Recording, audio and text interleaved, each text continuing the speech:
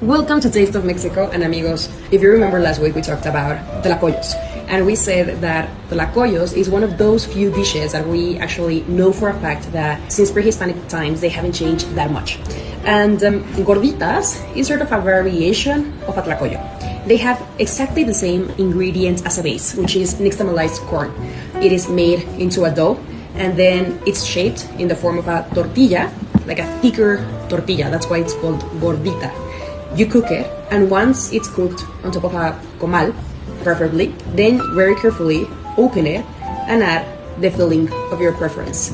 In this case, I added one of the most delicious fillings that there are, which is chicharrón prensado. Is that pork cracklings, but they are prepared in a different way, so they are like a lot more moist. This is gordita. If you remember, I said that requesón is like ricotta cheese but sour. And one of the most interesting things of gorditas is that there was like this Spaniard priest who wrote a chronicle. And in this chronicle, he describes what he saw in the Tlatelolco market. Tlatelolco is a part of the city that you can still visit today.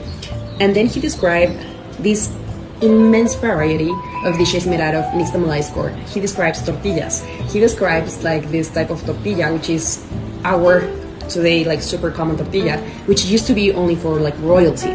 He describes this thicker tortilla, which supposedly was like very common or for common people. He describes tlacoyos. He describes tamales. So he was amazed by this capacity that our pre-Hispanic cultures had of preparing an immense variety of dishes out of one simple ingredient, nixtamalized corn. So I invite you to try gorditas in case you haven't. My gorditas are kind of, like with a minimalistic kind of approach.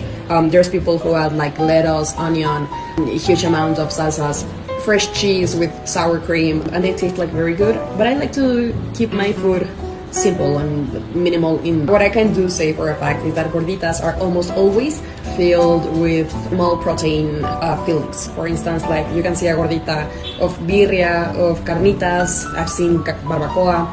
It is super cheap. For instance, like these two gorditas were about like 80 pesos, which is like $4, which is extremely cheap. It is also one of the reasons why gorditas are extremely popular. This is the important part. This is salsa verde, que sobre y no que falte. Amigos, I know we sound like super crazy to think that even though it is exactly the same ingredient as in nixtamalized corn, we swear that it tastes like so different. Cristo bendito. I cannot explain you the flavor. You have to experience it. One of my favorite things. If you have been in Mexico many times and you haven't tried a gordita de chicharrón prensado, have you really been in Mexico? Probably not. Not until you try gordita de chicharrón.